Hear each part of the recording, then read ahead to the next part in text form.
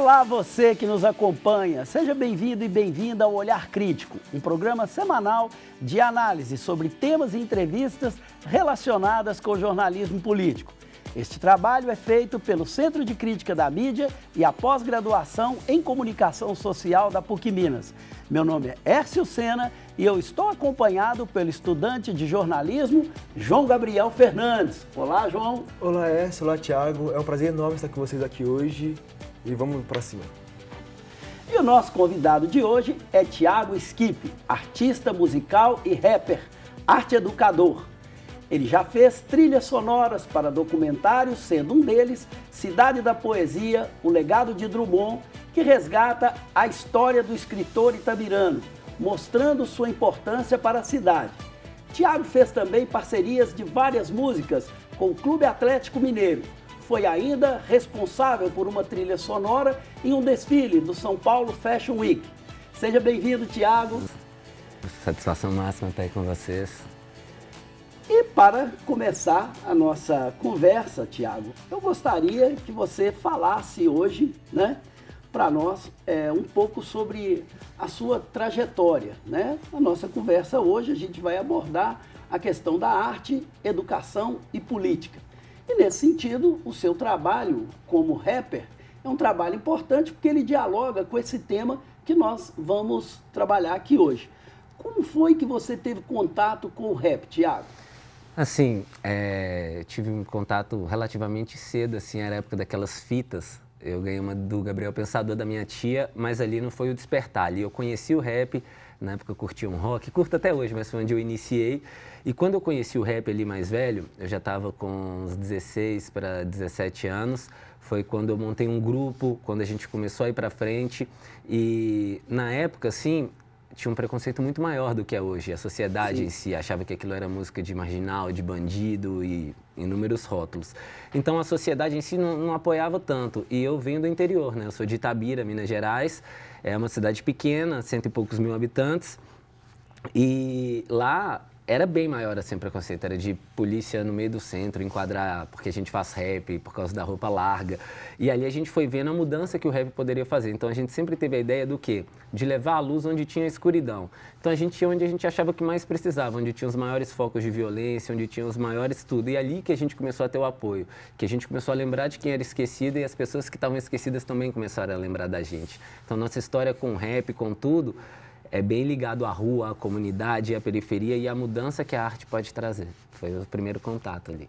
Thiago, nesse contexto, como é que você vê o cenário do rap no Brasil atualmente?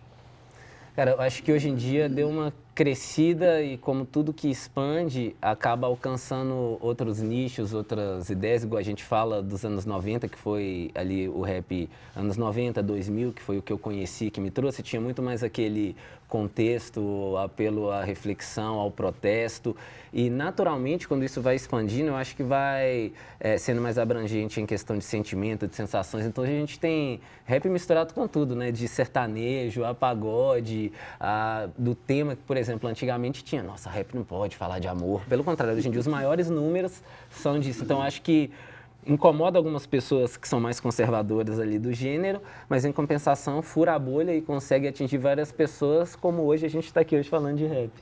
Legal. E como que a questão política, nesse sentido, ela atravessou o seu trabalho? Porque quando você começa, o rap como gênero, ele estava muito identificado com essa questão do protesto, da questão política. Isso também influencia o seu trabalho de uma determinada forma, inclusive hoje? Assim, o meu específico ainda está viva essa essência. Eu acredito que a principal função do meu trabalho, além da reflexão, que é um gatilho, é você questionar. Que a gente nasce com todo mundo empurrando um monte de resposta sem a gente ter feito uma pergunta. Justamente para a gente ficar quietinho e tal. Então, quando a gente questiona, isso é a coisa mais rebelde, a coisa que eu acho que pode fazer a maior revolução é a partir do questionamento. Então, quando a gente fala em política em si, não necessariamente a partidária, mas a política que a gente faz, que a gente vai, os projetos sociais, é nisso que eu acredito. E querendo ou não, dos anos 90 para cá, a gente pegou um governo, que o poder de compra aumentou bastante. Isso eu acho que reflete nas letras também, que a gente via ali dos anos 90, teve tudo que aconteceu ali. E quando vem esse poder de compra, eu acho que isso acaba até refletindo nas músicas, como aumenta muito mais a ostentação, isso vem como algo como se fosse para coroar a parada, que é um sinônimo de sucesso social, fosse essa parte financeira. Então acho que isso refletiu também no rap, sabe? E você consegue, por exemplo, observar essa influência dessas transformações políticas também nas letras do seu trabalho, até de outros trabalhos que você lida com eles nesse gênero? Sim, eu acho que até o exemplo que eu dei da ostentação é algo que eu acho muito bom como exemplo, porque a gente tem como antigamente até o próprio Brau, do Racionais, que tem uma frase que é muito conhecida, que é: eu odeio ostentação, pode rir. Então tinha isso de eu odeio ostentar. Tipo, não preciso ostentar, eu preciso ser. Só que a gente chegou nessa era que a gente vive, que o mais importante é você parecer do que você ser. É o exagero que chama atenção, é tudo que chama atenção. E eu acho que quando a gente foi tendo a gente foi associando o comprar à felicidade, isso foi popularizando, mas isso veio refletindo nas letras. Porque talvez uma letra de ostentação no rap antigamente, talvez até dentro do próprio movimento, ela teria talvez algum choque, algum conflito. Hoje em dia não, ela é mais abraçada, porquê, né? Na parte financeira todo mundo também merece a prosperidade e tudo mais. Mas isso dito como foco e tal, é algo mais recente, eu acho que reflete justamente por isso. Por ter acontecido essa inserção ali no mercado para poder comprar e tudo, e isso acaba refletindo na letra. Vem a ostentação, o mostrar e... E você entende que o rap também ele tem esse papel, digamos assim, educacional, na medida em que ele traz temas que são bastante críticos, né? Ele também joga um papel no sentido da formação das pessoas, em termos não só da consciência, mas também de criar para elas um panorama no qual eles vão pensar, como agir, ser e viver nesse mundo? Sim, com certeza. Eu acho que eu sou uma prova disso, sabe? Eu tive uma família estruturada, minha mãe e meu pai sempre próximos, isso foi um privilégio que eu tive. E o rap me abraçou muito também. Então eu encontrei ali no rap muitos valores que minha família passava, que às vezes o professor me passava, mas quando a gente vê ali o professor, quando a gente é jovem, né, tá naquela rebeldia, a gente não ouve. Aí às vezes chega um cara que tá falando a mesma coisa, mas o cara todo tatuado, parecido com um cara ali da rua dele, ele identifica. Então acho que assim, tem um papel educacional muito grande. O que me motivou, eu trabalho nas escolas desde 2008. A forma como a gente era recebido nas escolas, porque é isso, é levar onde tem luz. Como abriu para mim aquele caminho, eu falei, mano, vamos levar para as escolas. Eu era uma pessoa assim, eu sempre fui muito incentivado à literatura, mas eu apaixonei quando eu conheci o rap, que aí eu me tornei um grande leitor. Eu falei, mano, essa fonte que eu bebi, eu quero levar para os jovens, eu quero levar ali para os menores. E aí a gente começou a ir na escola, porque o papel da educação, porque quando a gente fala em educação, né, a gente tem a mania de pensar, a escola, mas a educação é o todo, a música que você consome, os amigos que você conversa, tudo aquilo ali acaba te educando. Então, você ter uma arte que tem essa potência é muito importante. Então, eu sempre pensei como um braço educacional. A arte em si, porque a minha arte é o rap, mas a arte em si, um braço educacional, porque isso me ajudou muito. Então, a nossa ideia é levar isso para as escolas. Desde 2008 a gente leva e muda muito a forma como a gente é recebido. Antigamente era rap na escola, não. Isso é coisa de bandido, de marginal, tira isso daqui. Agora eles entendem que às vezes a gente só comunica uma linguagem que os meninos estão mais habituados, mas a essência, os valores, a alma daquilo é muito parecida. Tiago, você falou da influência literária.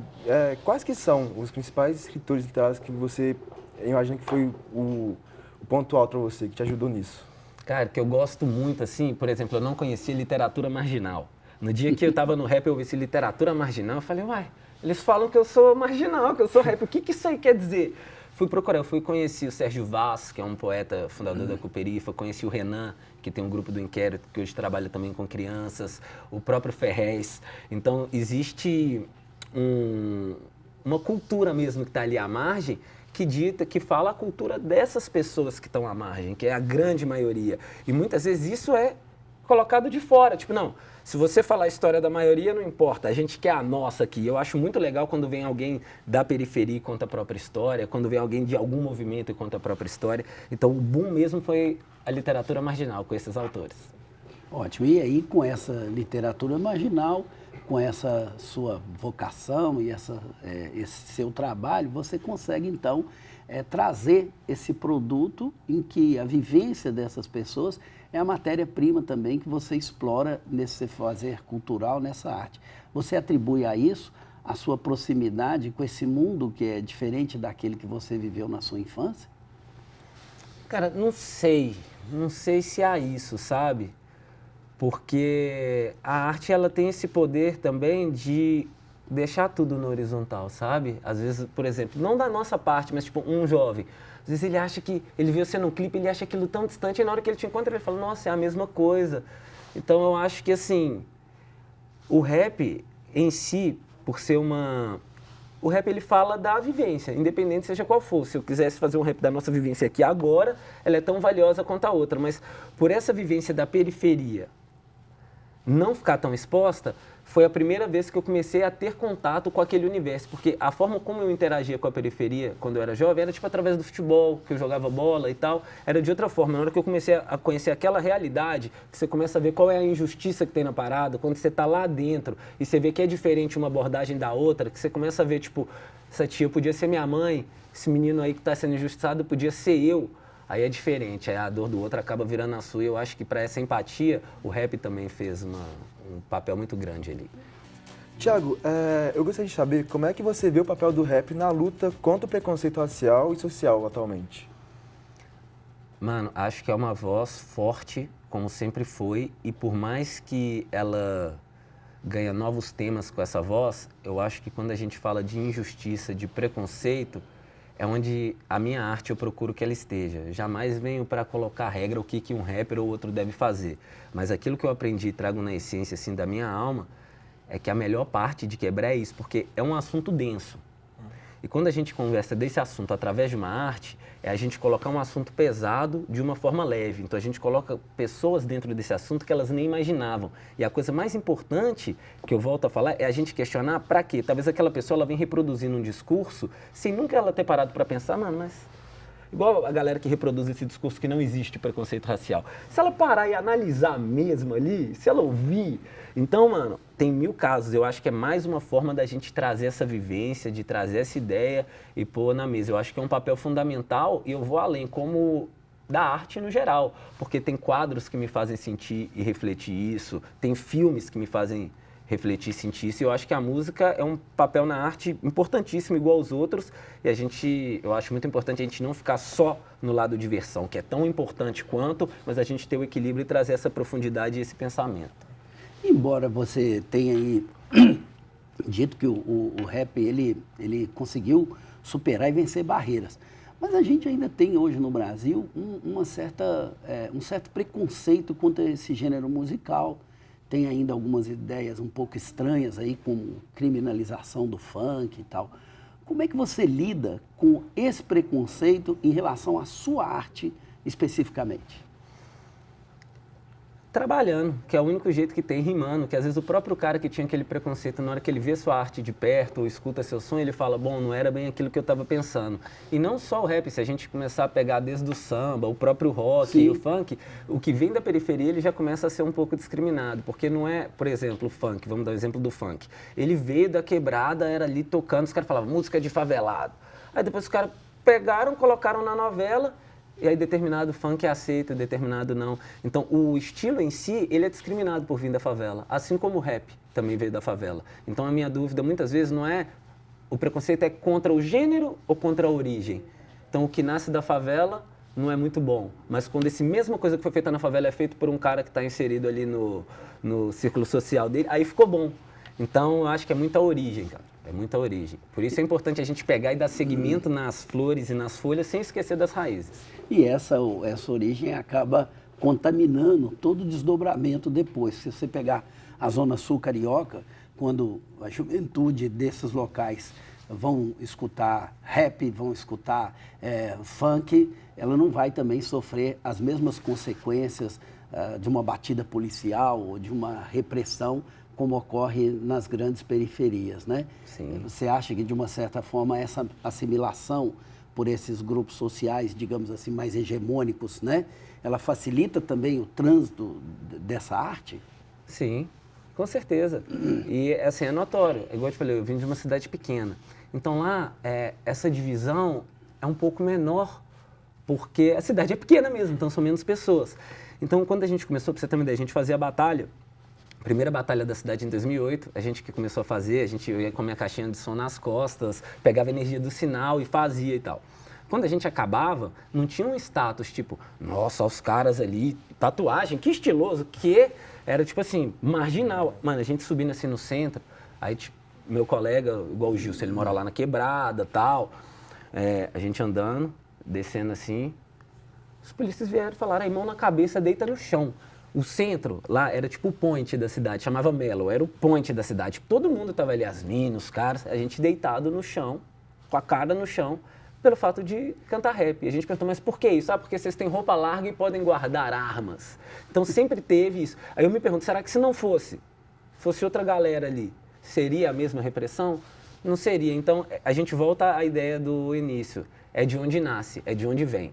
Eu acho que é isso que é o grande problema da sociedade. Eu já vi algumas batalhas e gosto muito até. Agora, eu fico me perguntando assim, conceitualmente, em termos de raízes, qual que é o papel da batalha no rap, né? Por que tem esse ritual da batalha? Como que ela dá sentido a essa forma cultural? Assim, hoje a gente está em outro nível, mas se a gente voltar uns passinhos atrás, antes tinha essas brigas de gangues, né, na gringa e tal, e muitas vezes eles resolviam em batalhas, ou de break, que é a dança, ou de rap, e assim foi surgindo. Então teve um papel no início pacificador de acabar com essas guerras. Quando chega aqui ao Brasil, eu acho que tem um papel de trazer uma visibilidade maior. Talvez uma pessoa que tem aquele preconceito com rap, música, tipo, não vou ouvir um Racionais. Na hora que ele vê uma batalha, ele se interessa, ele fala, pô, que interessante, que é um cara zoando o outro com a criatividade, com a inteligência, rima feita na hora, coisa que o repente tem na nossa cultura aqui também. Então, acho que essa junção traz mais. Eu mesmo sou fruto disso. Eu lembro, até hoje, 2007, eu vi uma batalha do Emicida. Na hora que eu vi aquela batalha dele, assim, eu falei, uai, deixa eu rimar. No que eu rimei, saiu. Falei, nossa, é isso que eu quero fazer pro resto da minha vida. Então, acho que a função da batalha tem isso muito de chamar a atenção. Entre os mais jovens, eles gostam de ver aquela zoeira. Entre os caras mais velhos, eles gostam daquelas rimas mais inteligentes. E hoje em dia, tem batalha de sangue, batalha do conhecimento. A de sangue é um contra o outro. A do conhecimento é tipo, ó, vamos rimar sobre esse caderno. Você rima sobre esse caderno e eu rimo sobre esse caderno. Então, o papel para a sociedade, eu acho que é atrair a atenção também pro rap, crescer o movimento. E pro MC ali, é a melhor prática que ele pode ter. Ele vai aprender o improviso, ele vai conviver com outros MCs, vai estar em situações que ele tem que pensar para sair na hora. Então, para desenvolver ali o sistema cognitivo também é excelente. Tiago, você falou das batalhas em Itabirito. Queria saber como é que você vê as aqui de BH? Se você já veio, se você já competiu nelas. Como é que você vê o cenário aqui? A gente já tem um tempinho assim de caminhada, então a gente veio aqui no início, assim, época do Monge, galera ali montando a estrutura embaixo do viaduto. Então, desde essa época a gente já estava presente aqui e sim, já vim aqui. Hoje em dia, assim, eu não batalho mais como profissão desde quando eu comecei a fazer meus discos e tal, mas já rimava para esse interior. Eu sou de Itabira, tá ligado? E ali a gente foi BH, Ipatinga, esse interiorzão todo aí a gente rodou. E a batalha abriu muitas portas. Tem na Batalha da Aldeia também, só que foi agora em 2019, então eu rodei bastante com essas batalhas, foi uma coisa que me impulsionou muito, e o mais importante da batalha, assim, é o improviso, né? E o improviso eu levei pra minha vida, assim. Cada um comunica com algo além da forma que quer. Desde quando eu faço rap, eu comunico através da minha rima, quando eu acordo, quando eu durmo, é a forma que eu tenho de comunicar o universo. Então, acabou se tornando a linguagem da minha alma, assim. O improviso é o que eu levo nos shows também, eu gosto bastante. Então, mesmo que a batalha, às vezes eu não tô nativo, o freestyle tá a milhão. Eu queria saber também como é que foi o preconceito aqui em BH com essas batalhas. Como é que você vê isso? Como é que você vê isso, na verdade? Na época eu não morava aqui, né? Tipo, eu não presenciei tanto. Mas a gente acompanhou de longe, no início, quanto foi... Antes de encher e tomar aquela proporção, muita gente não entendia o que era. E aí, voltamos ao assunto. Batalha é o quê? Rap é o quê? Cultura de periferia. Já tinha todo aquele, nossa, batalha de rap, cara. Isso aí vai ser só droga, crime, vai associar tudo de ruim àquilo ali, sabe? Que é uma forma que tem de, sei lá, brecar talvez, de impedir que uma cultura desconhecida chegue, sabe? E vivendo aqui em Belo Horizonte hoje, você acha que os espaços culturais abertos a esse tipo de manifestação cultural na nossa cidade, eles são suficientes, né? O que você entende que o poder público pode fazer para dar pelo menos uma oportunidade igual a essa manifestação, como tem outras na nossa cidade? Assim, acho que está bem melhor do que já teve há um tempo atrás, mas muito pior do que o cenário que a gente vê que pode ser, porque quando a gente fala de batalhas, tem muitas batalhas que são referências na quebrada também. Quando a gente fala do viaduto, ela é a central ali, uma galera reúne. Sim. Mas tem várias de quebrada, igual, por exemplo, no Barreiro tem a Faroeste, né, da Letícia, a galera toda lá, Mirréis. E ali, o menino que está ali na quebrada, é a chance que ele tem dele ter o contato com a arte e a chance que ele tem de participar. Porque onde um jovem ia conseguir, eu não digo só a batalha de rap, a gente pode estender isso para sarau, para o que for, tipo, onde ele teria essa oportunidade. A poesia, às vezes a gente que está próximo aos livros, é algo próximo.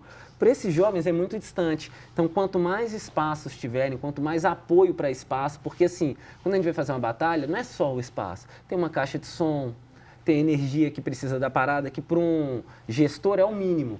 Mas para quem está fazendo ali, isso é algo muito distante. Então, quanto mais apoio a gente tiver na quebrada, mais vai ser fomentada a cultura e mais vai ser difundida ali entre os moleques, chamando a atenção, sabe? Eu acho isso importante, até para a representatividade da própria quebrada e reforçar a identidade daquilo. Que você tem uma quebrada que tem uma batalha com o nome daquilo e aquilo vai crescendo, aquilo acaba virando o time da parada, sabe? Tipo, a gente defende isso, a gente vive e morre por isso. É porque isso seria, então, dentro do que você está falando, talvez aí uma escolha pela descentralização também dessas manifestações, do apoio a elas, né? Porque a pessoa também vive no lugar onde ela dorme, trabalha, e todos os lugares a gente teria que ter serem abertos a essas formas de manifestação cultural. Seria o cenário ideal. Visão, né? E seguindo aqui, né, você acha então que pensando, agora nós vamos viver um processo de eleição municipal aqui, você tem visto essas candidaturas de uma certa forma, pelo menos preocupadas em dialogar com essas necessidades de cultura da cidade? É claro, sem nenhuma menção aqui, mas assim, qual o espaço concreto que a questão cultural tem ocupado no programa dessas candidaturas, assim, na sua visão como artista? Cara, assim, acho que é uma ideia que, querendo ou não, ela é chamativa. A pessoa prometer fazer isso vai ganhar a sua atenção. A minha dúvida é se realmente faz, porque as promessas, a possibilidade existe, mas assim, a gente quer ver acontecer em larga escala, sabe? Porque hoje em dia eu fico entre BH e Itabira. E não é diferente lá também, sabe? Agora nessa época. Então a gente tem que estudar bastante, ver as propostas, porque muitas pessoas prometem e não fazem, e outras nem têm isso no campo de visão. Acha que cultura é perder tempo. A gente sabe que muitas pessoas pensam assim, né? Tem muita gente que traz essa ideologia com ele mesmo. E a gente que vê essa mudança todo dia, você dá um tiro nem no pé, você dá um tiro na própria cabeça se apoiar alguém que é contra a cultura, ou que acha que a cultura não é, que a cultura é diversão, cultura é educação, cultura o povo precisa de cultura, é o alimento da alma, é o pão, é a água da alma. Então a gente tem que ficar muito ligeiro com isso, sabe? Eu sou uma pessoa muito desconfiada. Igual eu te falei, a política que eu acredito não é a partidária, mas a política que acontece é a partidária. Então a gente não, porque quando a gente se ausenta de um jogo, eu tenho muitos amigos que às vezes eles falam assim: mano, não quero saber disso, não vou participar. Eu imagino um jogo de futebol, acho que ele senta no meio e fala, não vou jogar. Mas o jogo tá rolando, meu mano. É você que sentou, você não parou o jogo, você parou de jogar. Então a gente tem que ficar muito ligado nisso, porque volta na gente, sabe? Volta em quem a gente ama, volta em nossos sonhos, no que a gente quer mudar. Então acho que sim, a gente tem que ficar muito preocupado, principalmente com as pessoas que não apoiam a cultura, a educação, que assim, eu achei que eu não ia viver para ver pessoas contra livros, mas hoje em dia a gente vê até isso, então a gente toma muito cuidado como a história está sendo escrita. Tiago, a gente falou muito sobre cultura, sobre os livros, e eu vi que você faz esse projeto, e eu queria saber como funciona ali, o que é o projeto Primeira Página e quando surgiu a ideia de iniciá-lo? Na ideia de que eu despertei para os livros com a cultura marginal. E eu via que, tipo, nas escolas, principalmente de periferia, quando a gente fala livro, quando a gente fala poesia, tem uma distância. A poesia, você fala poesia, eles pensam que é aquele tipo batatinha, quando nasce, você fala, nossa, o que esse cara vai falar? Na hora que você começa a falar a realidade deles, eles falam, mas isso é poesia? Você fala, não, sua vida é poesia. Isso aqui é rima, os meninos Isso muda o olhar deles. Então eu tive a ideia de criar a primeira página, que é o quê? A primeira página do menino, é um modo da gente inserir ele na literatura. Então a gente vai nas escolas, a gente criou o livro, agora a primeira página, que foi o quê? A gente foi em várias escolas, nas comunidades lá em Itabira. A gente apresenta textos, apresenta livros para os meninos irem conhecendo, passa rima, método de fazer. E a parte que eu acho mais interessante, assim, é que eles começam a ver que não é tão distante se expressar. Porque a gente conversar, porque hoje em dia, né, eu vivo da minha expressão e tal, mas eu sou um cara extremamente tímido. E eu vejo no olhar de cada molequinho daquele o quanto eles são tímidos. Aí na hora que você fala com ele, mano, não precisa um cara estudar e vir contar a sua história. A sua história só você pode contar. O ponto de vista seu, só você tem no mundo. Se a gente olhar essa caneta, você tá vendo de uma forma e eu de outra. Então o único cara que pode falar da forma dele, o único representante daquela visão no mundo é ele. E às vezes, eu gosto muito dessa frase que... enquanto os leões não aprenderem a contar a história, os caçadores vão ser glorificados. Então a nossa ideia é o quê? Falar com que eles contem, com que eles expressem. E quando a gente foi na escola dessa vez, cara, o olharzinho deles, eles arrepiando em cada música, aquilo já tinha me tocado muito. E a gente ia fazer um livro com eles, a primeira página. Falei, gente, vocês podem escrever uma frase, você pode escrever um livro, um texto, você pode escrever uma rima, ou então uma homenagem para quem se ama, mano. O livro vai sair na semana que vem, o e-book. É emocionante o que esses caras escreveram, sabe, os moleques? Eles confiaram em mim, eles confiaram no rap, na arte. E pra você ver, às vezes eles precisavam só de um meio de se expressar, velho. As coisas que eles falavam ali, mano, violência doméstica, os bagulho que na hora que eu via, não, eu falando que eu tô me controlando, tá ligado? Meu olho encheu d'água várias vezes. E se não for a arte, mano, para chegar e dar uma nova perspectiva, nada chega até ali. Porque as ideias que às vezes é óbvia pra gente, para quem não conhece não é óbvio. O óbvio não existe. O óbvio não existe. O que é óbvio para mim ali na rima, para você não é. O que é óbvio para você aqui no livro, para mim não é.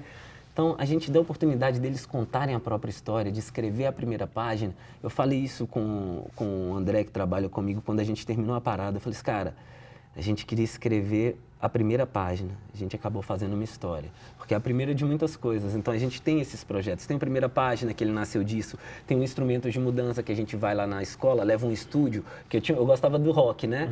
E aí, mano, um instrumento é muito caro, uma aula é muito cara. Aí você vai na quebrada, ensina para os meninos, ensina eles a gravarem, escreve com eles uma música na hora, ensinando eles a compor e sai com uma música pronta. Então a gente tem esses projetos. E a primeira página que você me perguntou, a ideia principal é diminuir essa distância do livro, da poesia, não deixar isso uma coisa elitizada, deixar isso uma coisa de gente, sabe? Deixar isso popular, mano. Porque o livro é isso, tá ligado? É a história é construída na rua. Tiago, e essas escolas em que você aplicou o projeto, primeira página, elas são escolas municipais, estaduais, são escolas privadas? Qual que é o recorte principal por onde esse projeto transita? Cara, hoje em dia 95% da parada são escolas públicas, independente se são municipais ou se são estaduais. Sim. Escolas públicas, que é onde a gente vê a maior necessidade de conscientização, de reflexão, de levar as coisas e de tudo mais. Mas, paralelo a isso, a gente também trabalha em escolas particulares, porque o que eu acho importante é uma linha, é a gente trabalhar nas duas pontas. Aqui, empoderando, levando a ideia, e aqui, conscientizando, mostrando que por ele ter alguma coisa, ele não é melhor do que o outro que não tem. E a mesma coisa no outro, não é porque você não tem, às vezes, um material que o outro tem, que você é pior, que você é inferior. Então, a gente trabalhar nas duas pontas, eu acho muito importante, que uma coisa que eu gosto e eu levei, assim, ao pé da letra, é que equilíbrio não é você ficar no meio parado, tipo um monge, sem fazer nada ali. É você transitar nas duas extremidades sem perder seu centro. Então, à medida que a gente consegue fazer isso, transitar numa escola particular, numa pública, sem perder a nossa essência da mudança, aí eu acho que a gente começa a caminhar. E quando você chegou nas escolas públicas, você teve um apoio do poder público, né? Como é que foi recebido esse tipo de proposta? Eles entenderam que isso era importante também dentro do processo educacional? No início? No início, como é que foi? Vocês tiveram, quais foram as maiores dificuldades que vocês tiveram para, digamos assim, para que essa ideia fosse comprada pelo poder público? Rap? Fora daqui. Rap? Fora. Era assim. E aí o que acontece? As escolas de quebrada, tipo a Marina Bragança de Itabira em 2008, eles acreditaram e abriram lá. Falaram, vem aqui conversar com os meninos. Aí viu o resultado dessa, que foi para outra, que foi para outra. Hoje nós estamos em todas as escolas lá da rede. Mas no início, por ser uma arte de periferia, isso é música de marginal, tira isso daqui. Sendo que os meninos de periferia tendo acesso a uma arte de periferia que dialoga a realidade deles. Era o que a gente precisava. Mas a galera demorou a ver isso. O que a gente faz hoje é a mesma coisa que a gente fazia antes. Muda a forma como a galera está vendo. Muda a forma como o poder público está vendo. E eu não vou dar uma de ressentido e falar, isso é ruim. Não, para mim é ótimo. O rap está chegando às crianças, a arte de periferia está chegando até os jovens. Então, para mim está ótimo, tem que aumentar. Mas no início foi soco na ponta da faca até conseguir. Tiago, como é que você vê a percepção das escolas particulares quanto a esse projeto? Vocês praticam também nelas? Sim, e é interessante que eu acho que... No início também, como é que foi? No início, não. No início, a primeira escola particular que a gente foi deve ter uns 3 anos. Nós estamos falando desde 2008? Nossa. 2008. Então, tem 3 anos só. Então, a particular, se a própria escola de periferia achava... A particular, mano, já era coisa mais distante. Hoje em dia, elas sabem que é uma forma de aproximar realidades diferentes daquele jovem. Porque, assim, a realidade é o todo. Só que o menino vive numa bolha, ele acaba achando que o mundo é daquele jeito. E isso acaba fazendo, às vezes, o cara não dar valor ao que ele tem. Aí ele achar que ele é melhor que o outro porque ele tem alguma coisa material, que isso aqui, ó, vai tudo acabar, mano. Mas tem coisas que não, que vai passando, conhecimento, toda essa lapidação. Então, no início foi um distanciamento. Agora eu acho que tem uma aproximação, porque para eles também é interessante ter um universo diferente daqueles moleques para mostrar como o mundo é diverso. Porque se mostrar a diversidade só na teoria é muito diferente na prática, que aí você acaba não respeitando, você acaba tolerando, tipo assim, pode existir, mas longe de mim, aí não, aí você não respeita, né, aí você tolera. Um aspecto que eu achei legal da sua fala é a questão que para mim é muito cara, que é a questão do direito à expressão. Isso é fundamental, né, gente? Todo mundo tem que ter o direito à expressão. Liberdade de expressão é uma coisa que se luta na humanidade desde tempos imemoriais, né? Desde o Renascimento, estamos sempre falando em liberdade de expressão. Isso é um ponto que o seu projeto toca com muita força. Mas como que outros direitos podem ser acessados a partir dessa ação cultural efetiva que você realiza? Sendo ponte. Porque eu acho que qualquer atitude, primeiro ela começa com uma ideia, com um diálogo. Quando você tem uma ideia e não tem a expressão, acaba essa ponte do diálogo. Eu tenho uma ideia aqui que eu posso te passar. Se eu não dialogo, é como se ela nunca tivesse existido e só para você. E o menino, ele tem muita vergonha, porque assim, esse sistema social que a gente vive, ele é criado justamente de uma forma que abaixa a autoestima e fala que o cara não é capaz todos os dias. Então, às vezes, ele tem a ideia, ele está vendo o problema, está pensando na solução, mas ele não se sente capaz de falar aquilo. Ele se sente menos. Então, quando a gente vem nesse sentido de falar, mano, você não é menos, você pode falar, eu acho que a gente estabelece a conexão, a ponte entre a ideia e a atitude. Eu acho que é fundamental essa expressão, ela pode abrir novos leques para novas mudanças através disso, de ser uma ponte, senão não acontece mudança sem o diálogo. Então isso fortaleceria não só a própria identidade, né? Dizer de que lugar eu sou, e como também eu posso interferir nessa realidade. Seria um pouco isso? Com certeza, com certeza. Até porque, às vezes, se a gente vai tudo passando batido, se a gente não sabe que tem um problema, como que a gente vai pensar na solução? Então, para a gente descobrir o problema, a primeira coisa que a gente tem que fazer é dialogar. E se a gente distancia isso de um jovem, fala, mano, expressão. Isso é um bicho de 7 cabeças. Para isso, você tem que fazer isso. Você tem que falar o que você sente. Ah, mas eu não sei comunicar do jeito que... Do seu jeito. É a comunicação que funciona. Não adianta você chegar aqui e falar a hipérbole de não sei o que lá, se não passar. Então, o menino, muitas vezes, ele tem ali, mas ele é muito simples. E ele acha que, às vezes, tem que ser muito refinado para passar, e não é. A comunicação que funciona é a que bate, é a que pega, é a que aceita. Então, eu acho que tudo parte desse princípio, da expressão. Sem a expressão, até a atitude fica comprometida. E puxando aí pela sua memória, você tem algum fato, assim, em que você viu essa coisa acontecer e dar uma cola especial e que te deu um certo orgulho desse trabalho a partir de uma experiência que você possa contar aqui para nós? Com os meninos? Com os alunos? Nossa, já tiveram muitas, assim. Mas talvez nessa última, eu acho que esse último primeira página, que a gente já fez muitas edições desses projetos. Esse último foi o que a gente escreveu o livro. Cara,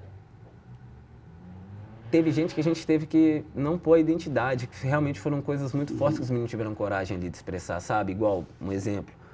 A menina chegou assim pra mim, tem até no videozinho isso, ela jovem assim, ela vira pra mim e fala assim, lê aqui meu texto. E o texto dela falava assim, mãe, eu me cortava, eu precisei ser aquela menina que eu era, e você não desistiu de mim, e agora eu não quero nem beber nem fumar porque eu tenho só 13 anos. Eu quero estudar para dar uma vida melhor para vocês. Minha irmã, às vezes que eu te xinguei, foi necessário, mas agora eu aprendi. E aí eu vi aquilo tudo que ela expressou e ela levantou, ela estava com os cortes assim. Eu falei, nossa, quanto tempo essa menina não queria falar isso? Qual o peso do mundo disso? Como que é carregar isso nas costas? Como que é carregar isso dentro da cabeça? Então a gente poder, de certa forma, usar a arte para deixar o ombro mais leve, para deixar o coração menos pesado, de jovens que às vezes carregam dores e traumas que tem adultos que nunca vão nem conhecer na vida. Nossa, isso é mágico. E eu lembro que eu falei para ela no final, eu virei para ela e falei assim, olha, tenho muito orgulho do que você fez, mas eu queria te falar uma coisa, te dar parabéns. A coisa mais bonita do mundo é a gente usar a nossa dor para tentar curar do outro. Então, essa colinha do projeto colou também os pedacinhos do meu coração, sabe? É emocionante você sentir que o menino... Porque o jovem é desconfiado. Se ele não bota fé, não, se ele não vai abrir o coração. Os caras botaram fé, mano. E ali é o meu trampo, é minha vida, é minha alma. Então, eu poderia citar qualquer outra coisa que aos olhos da sociedade é grandioso, mas para mim esses momentos são que fazem sentido para minha vida.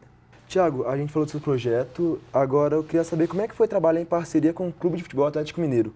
E quais que foram os principais desafios que você teve em compor músicas para o time? Para mim foi uma realização, assim.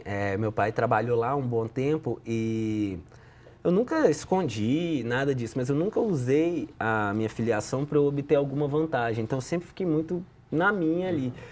E depois que ele faleceu, foi uma forma também de eu deixar vivo o legado dele através da minha arte com o clube, porque assim, meu pai... Seu pai é o... É o Eduardo Maluf, ele era diretor e tal, e ele faleceu de câncer. E no enterro dele, assim, eu lembro da torcida lá, eu lembro muito daquelas palavras. Então, para mim, não é uma coisa só do time, do clube jogando, é uma coisa da torcida, o respeito que eles tinham com meu pai, que é com a minha família, que a gente tem com eles, isso para mim é incrível. E fazer isso aí para mim é a cerejinha do bolo, não tive dificuldade nenhuma, pelo contrário, a gente fez 3, né? Contra o Vento, Vingadores, 113 e agora essa com o Anjinho, com... Mica Galo. Isso aí. E aí, estamos para mais, porque é o sentimento, igual eu te falei, tá linkado à história de vida da minha família, marcha e galo doido. E de que fala essas composições aí do futebol? Eu até nem sei, porque como cruzeirense eu não acompanho. Cada uma de uma coisa. Geralmente são músicas de aniversário. Contra o Vento fala sobre o torcedor do Galo, torcer contra o vento, faço referência. Sim, tipo, a poesia do Roberto Drummond, né? Minha caneta não chama Dadá, mas quando escreve é uma maravilha. Faço essas paradas. Tem a nova, que a gente fala da história do Galo, 113, a gente cita Mário, que recusou ir para a seleção. Vai citando a história do clube. Então varia entre história do clube, sentimento da torcida. A gente tenta mesclar tudo e unificar naquilo ali. E de uma certa forma isso conecta também, retomando aquela conversa que a gente teve no início, com o gênero, mas tratando agora de uma coisa que é essa paixão popular que é o futebol, né? Então seria uma inscrição um pouco diferente também, que você entra aí com esse tipo de trabalho, não é isso? Total, gol de letra. Total. Bacana, bacana. E como é que você tem sido recebido esse tipo de trabalho? Você acha que hoje você é mais conhecido por causa dessa inserção nesse projeto aí do Clube Atlético Mineiro ou pelo outro trabalho que você já realiza, já faz e já difunde há um certo tempo? Porque o trabalho do Atlético começa aí a partir da morte do seu pai, né? É mais recente. Então é mais recente. Como é que você vê isso aí na sua carreira? Então, talvez no meio do futebol específico, o rap no futebol, por exemplo, de estar num programa esportivo, o rap com o futebol, sim. Mas no rap não, eu venho da cena do rap, igual eu te falei, desde 2008, participei de DVDs de grandes artistas como Nocivo Chomon, abri shows de Gabriel Pensador várias vezes, fui o primeiro rapper de Minas a participar do Rap Box, que é um programa bem conceituado da época, então eu já tinha minha caminhada ali na cena do rap quando o Galo me chamou. E você já tinha visto um outro tipo de trabalho desse associado a algum clube de futebol? Então, nesse sentido, o trabalho de vocês acabou inovando, sim, né? Sim. Tanto que tem um programa lá na internet que a galera veio fazer sobre isso, porque o Galo foi o primeiro a lançar e lançou com grandes nomes, Djonga, Freud, Clara Lima, FBC, Roth, Vux. Então, juntou uma seleção ali e lançou. Depois disso, tem vários clubes que fizeram, mas o Galo ter sido pioneiro nisso também eu acho que é muito interessante, porque, né, tem essa do Galo, o time do povo, né, e acho que linkou totalmente. Embora haja restrição, porque eu acho que o time do povo é mas seguimos nesse debate uma outra hora. Mas, e qual artista que mais te influenciou assim, na sua carreira? Inicialmente você citou aí o Mano Brown, né? O Brown, o próprio Pensador, mas que assim, teve o Emicida quando eu vi a batalha, mas se eu pudesse escolher um cara assim que quando eu vi eu falei, nossa, que o Marechal, MC Marechal. Ele é um cara do Rio de Janeiro, de um só caminho. Ele sempre teve essa ideia de distribuir livros. Então na hora que eu vi aquele cara eu falei, nossa, tava faltando isso. Uhum. Pois é, e pensando aí para frente, né? O que você colocaria assim como desdobramento futuro para sua atividade cultural, né? Quais são os projetos que estão no seu horizonte daqui para frente? Esse ano, finalmente, sai meu primeiro livro, que já está pronto tem alguns anos, mas a gente não sabia como lançar, até para trabalhar nas escolas com ele. Então, sai meu primeiro livro, estamos com um livro infantil engatilhado, tem vários videoclipes saindo.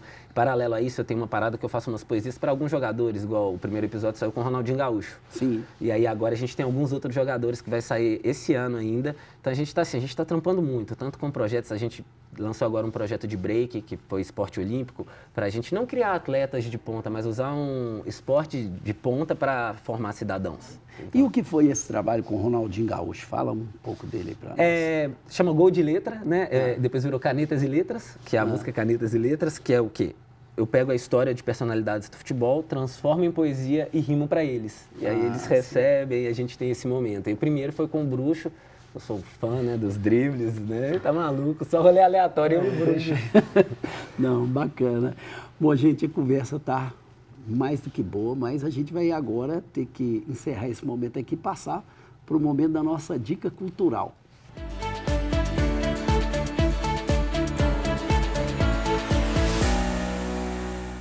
E hoje, especialmente, a minha dica cultural e do João, né, que a gente fez uma parceria aqui, vai ser o próprio trabalho do Thiago Skip, né? Então, Thiago, o que você traz de dica cultural para nós? Hoje eu quero trazer A Fé e o Fuzil. Eu li esse livro esse ano, né, do Bruno Paes Manso, e eu acho que é um livro, assim, mano, essencial. Ele trata do crime e da religião no Brasil agora, né, nesse século, e fala muito de quando a galera foi tendo a urbanização, como foi crescendo a população ali de São Paulo, de tudo a pobreza, o crime foi nascendo, como entra a religião no meio disso. Uhum. É genial. Tem histórias, tipo, até expressões como gírias, tipo, pé de pato, que quer dizer matador de aluguel, explica de onde veio isso. Assim, eu achei genial. Então, é o livro que eu indicaria, seria esse aí, A Fé e o Fuzil, Crime e Religião no Brasil do século XXI. Super legal, e assim, o que eu admiro aqui no seu trabalho, né, além de botar o pé na estrada, de colocar o pé na periferia, você também tenta entender melhor essa realidade, e nesse sentido, o livro que você indica é uma reflexão super pertinente, super pertinente, super bem-vinda. Bacana demais, Thiago. E já que a gente indicou o seu trabalho, o que você destacaria dele para a gente ver, ouvir, enfim, né? Cara, eu vou indicar um clipe que chama Quanto Vale, meu, que é uma música que eu sou de Itabira, trata da mineração, Vale. Então, já deve imaginar o que eu enfrento. Ela foi trilha sonora de um documentário que fala sobre Brumadinho. Então, a gente tem uma conexão muito forte com a Avabrum, que é a Associação das Vítimas das Famílias de Brumadinho. A gente está presente, participamos desse filme. É uma parada que, igual quando a gente escreveu a música Fé de Papel, tive ameaças na época que foi no Rap Box. Essa é uma que a gente enfrenta uma luta muito grande, um boicote, mas que a gente tem o povo do nosso lado lá na cidade, que a gente tem tudo. Então, indico para vocês Quanto Vale, que eu coloco minha vida nisso, minha mãe fica desesperada todas as vezes. Mas é isso, Quanto Vale, eu acho que vocês vão sentir ali a essência, a coragem e a disposição que a gente está para fazer a mudança. E para finalizar, a gente teria uma palhinha do seu trabalho aqui Vamos, na mesa, como é claro. que é? Mano, você me presta aqui só uma folha, que é o seguinte, eu faço uma coisa que chama improviso, que é o que a gente tá falando das batalhas, o freestyle, que é a rima que a gente cria na hora. Aí fala alguma palavra aleatória aí só para eu criar aqui. Pode ser qualquer coisa. Saúde. Saúde, vou pôr mesa. Mesa, vai, lança aí. Expressão, Lança mais aí. Força. Expressão, força, vida, deixa eu pôr TV, só mais uma, vai. braço, Braço, mais uma. Nossa, Qualquer coisa. Programa. Programa, beleza.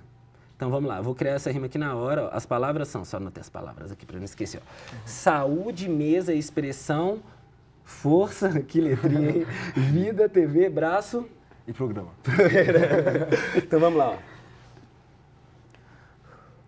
Faço umas rimas na hora, sim, essa é a minha virtude. Vi que a rua era rude e eu sei que a gente tem que cuidar também da nossa saúde aqui. Eu sei que a ideia é firmeza, não vim falar só de beleza. Eu coloco sentimento e essência aqui em cima dessa mesa. Falar de expressão não precisa ter vaidade, não faço só pela metade. Eu sinto aqui a necessidade de falar que a expressão necessita da liberdade, a força. Eu sei que eu faço isso aqui na minha canção. Não adianta ter a força só no muque, tem que ter força no seu coração. E quer dizer de vida pra mim? Isso aqui é muita treta. Posso ver aqui na caderneta. Vida não é só o que a gente faz, minha vida eu coloco na letra. A outra palavra é TV, então agora sabe isso é real. Eu tô na sua TV, então não mude o canal. Se é pra falar de braço, nisso aqui eu vou com a esperança, carregando o mundo nos braços, tentando fazer a mudança. Se é pra falar de programa, nisso aqui não tem brincadeira. É tipo rato correndo na esteira. Eu rimava aqui até a dia inteira. Eu faço aquilo que eu amo e deixo aqui registrado, mais um improvisado, aqui nunca gaguejo, já tá ali destravado, mais um rap assinado, Thiago.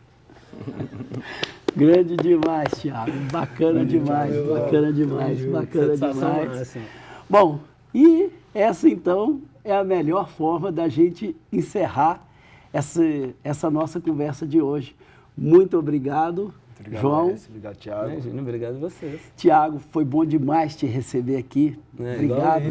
Valeu demais. Tamo junto aí. Satisfação máxima Tá? mesmo, viu? Tamo junto. E assim terminamos o nosso programa. E lembramos a você que ele também está disponível nas plataformas do Spotify e Deezer. Nos acompanhe por lá também. Um grande abraço para você e até a próxima semana.